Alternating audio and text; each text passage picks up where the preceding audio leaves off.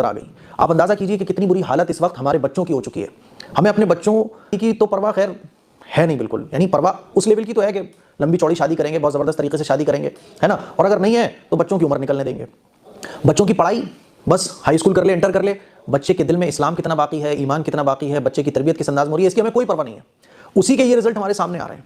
मेरे अजीज़ भाइयों, मेरी बहनों, याद रखो आखिरत में फरिश्तों के जरिए गिरबान पकड़ के जहन्नम में इनको झोंका जाएगा जो अपने बच्चों की इस बात की फिक्र नहीं करते कि उनके बच्चों की ज़िंदगी गुजर कैसे रही है। मेरे ये जो लड़के थे ना आप, ये शादी के चक्कर में इसने इस्लाम को छोड़ दिया। हालांकि ये मदरसे में पढ़ रही थी, इमाम अहमद रज़ा खान अकेडमी है बरेली में, वहाँ ये पढ़ रही थी और आलिमा का कोर्स कर रही थी, लेकिन फिर भी इसने दूसरे धर्म के लड़के से शादी करने के लिए इस्लाम को छोड़ दिया। आप सोच सकते हो ऐसा इसने क्यों किया? तरबियत नहीं है, ना माँ बाप की तरफ से कोई तरबियत, ना टीचर्स की तरफ से कोई तरबियत। और बाकी की जो लड़कियों की खबरें भी गूगल से मैंने आपको सर्च करके दिखाई, ये भी वो हैं जो स्कूल में पढ़ रही थी, कोई जॉब करने जा रही थी, कोई शादीशुदा थी, आंखें चार हुई, है ना, प्यार हुआ और फिर सब कुछ छोड़ दिया, एक जहन्नम को अपने लिए उन्होंने इख्तियार कर लिया। ये सब क्यों होता है? तरबियत ना होने की वजह से। याद रखिए, अगर आपके बच्चे सब कुछ बन जाते हैं, बड़ी बड़ी डिग्री हासिल कर लेते हैं ना, और आपके बच्चे दुनियावी एतबार से बहुत कामयाब हो जाते हैं, लेकिन अगर उनके अंदर इस्लाम और ईमान बाकी नहीं रहा तो बेकार है फिर उनकी ज़िंदगी और आपकी भी ज़िंदगी।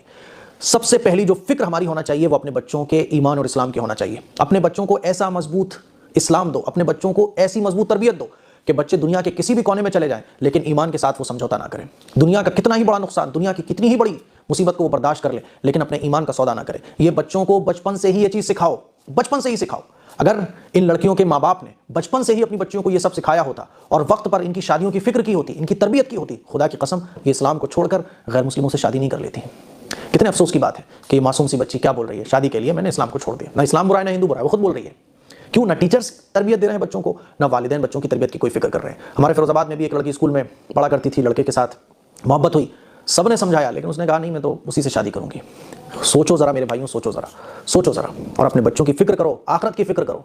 दुनिया ये ख़त्म हो जाने वाली चीज़ है, आखिरत हमेशा बाकी रहने वाली चीज़ है। इस्लाम से बढ़कर आपके लिए, आपके बच्चों के लिए कोई चीज़ नहीं होना चाहिए। सबसे पहले बच्चों की तरबियत, उनको इस्लामी चीज़ों को सिखाओ, इस्लाम की मोहब्बत उनके दिल में डालो, फिर उनको चाहे कुछ बनाओ, आप डॉक्टर बनाओ, कुछ भी बनाओ, फिर बच्चे दुनिया के किसी भी कोने में जाएंगे ना, वो इस्लाम के साथ समझौता नहीं करेंगे। अस्सलाम वालेकुम।